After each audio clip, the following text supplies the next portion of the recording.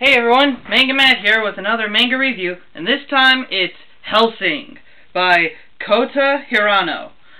This series was sort of different for me because it is an action slash horror sort of manga with the graphics that are in it, but the real draw is the characters more and the fights more than just the story. Okay, so story-wise, there's a secret organization called Hellsing, probably based after Van Helsing, and the leader, Integra Hellsing,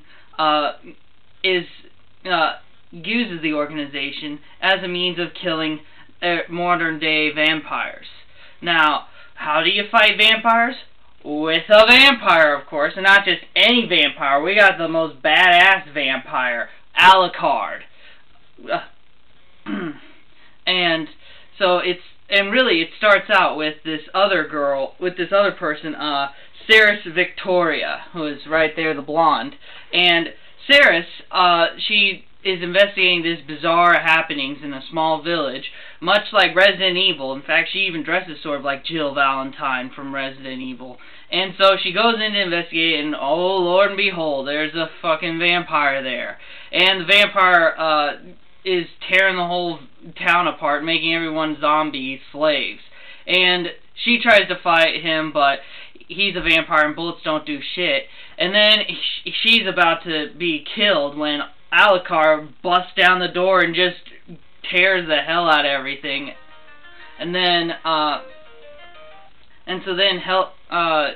she's about to die, and Alucard's like, well, you can either die or I can make you into a vampire slave. And she's like, I'll take the vampire slave. And so that leads into the whole rest of the series, where it's Integra, who is the slave of Alucard, and they're fighting other monsters that go bump in the night. And so you got the first two volumes here, which basically comprises which is mostly what any of the anime adaptations have gone up to.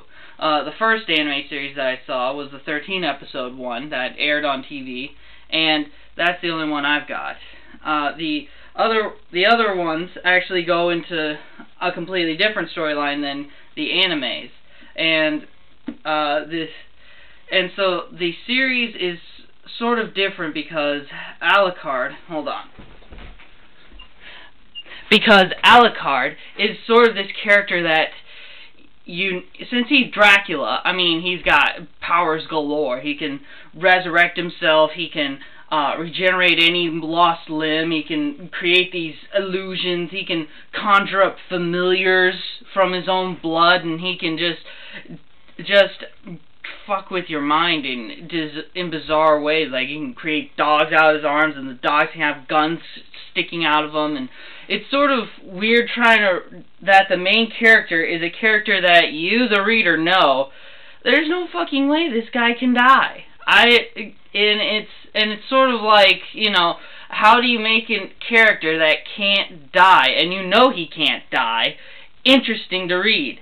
And so the whole thing that goes to me is maybe Alucard is sort of like a foreshadowing to what Ceres is going to become. Like, you're sort of seeing that sort of happen with Ceres in some of the fights, where she actually does sort of beast out and sometimes sort of mimic what Alucard does. But we like Alucard because Ceres Victoria is the narrator, and we're seeing it through Ceres Victoria, and she loves Alucard, so we have to love him by association. So it's just like the Sherlock Holmes novels. Sherlock Holmes is a complete asshole, but we love Sherlock Holmes because it's being told from the perspective of Watson, and we can relate with Watson, so we love him through him. It's the transition property there. It is gory, and also another thing I would note is that if English is not your first language, it may be very hard for you to read Hellsing, because in Hellsing they sort of show the accent of the person by changing the letterings around. So, like, you know, they'll take out the T's if they have a Scottish accent, so it's like, oh, I'm about to do that too, and stuff. Or they'll be French, and it's like, where have you been, you sick person? Like all the S's are Z's, and then, you know, all the W's are V. With Germans, they're like, where have you been? And so, I mean, it's kind of hard for me to read it whenever they're trying to, you know, express the accents through the lettering, but I can imagine that somebody that, you know, doesn't speak the English perfectly would find it even harder to read it.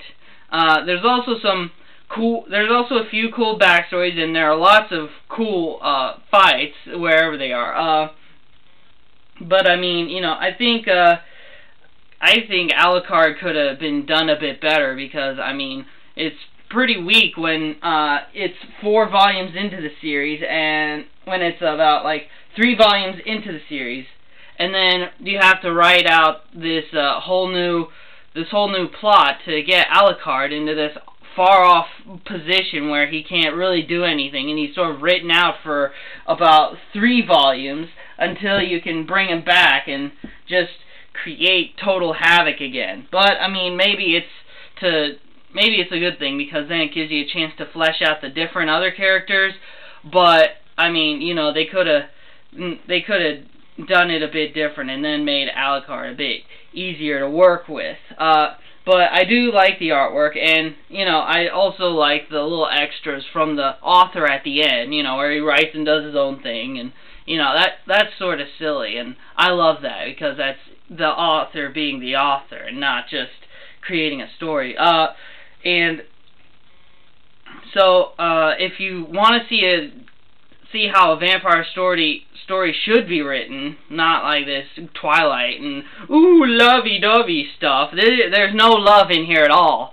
That's a very refreshing thing in a vampire story. A vampire story that has absolutely no love plot angles in it. So it's just straight up action, bizarre twisted fights with monsters that shouldn't exist. So if you're very into that sort of